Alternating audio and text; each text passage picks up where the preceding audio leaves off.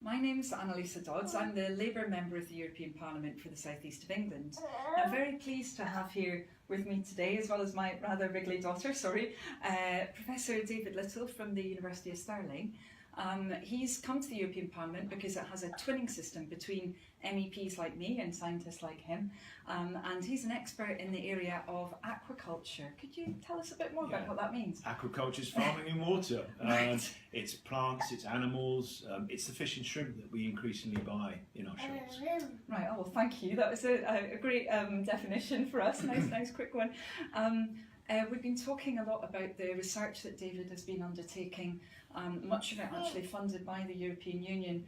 And there's one particular project that you said you've been working on through the Horizon 2020 programme. Could you tell us a bit more? Yeah, that's right. This is a project that aims to support both European and Asian aquaculture, and I'll explain why in a minute, by sharing experiences between academics, businesses, farmers, between those two areas. And it's called Eurostip. It's got lots of partners, and it aims to just develop and make aquaculture more sustainable.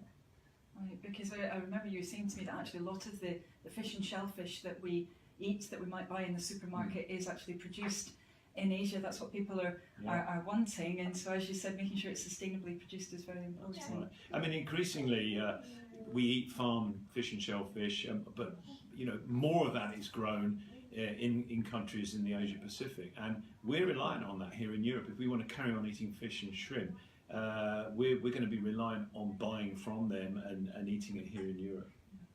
Now, I understand that funding for projects like the one that you've just told us about is guaranteed for this funding round by the UK government, but after the referendum that we've just had, where people decided that they wanted to leave the EU, there's some uncertainty, isn't there, about exactly what the funding situation will be for future projects? Yeah, that's right. I mean, we're working on 2 or 3 that we have to put proposals in for, and the value of these projects is that you can choose from the best in Europe in terms of making a consortium of partners, both academics and business, etc. And you just get a better project. And it's not so much just the cash, it's the relationships that you develop between these partners. You get better outputs, better research when you collaborate in that way. Yeah, I mean, that's very interesting. It's certainly the message that I'm getting from scientists based in my region in the southeast, that obviously the European funds are very, very important, but the networking that's enabled and the fact that the best and brightest from right across Europe can come into our universities and our research centres through European programmes is very, very important as well.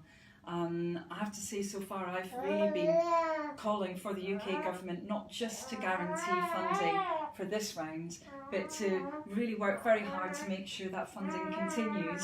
I would like it to be guaranteed through the Horizon 2020 programme. I think that the government should try and sign us up for that. I think it's very important. But at the very least, even if we don't get the money through Horizon 2020, we need to have it coming from another source, and we need to keep that scientific mobility continuing as well, so we keep those networks.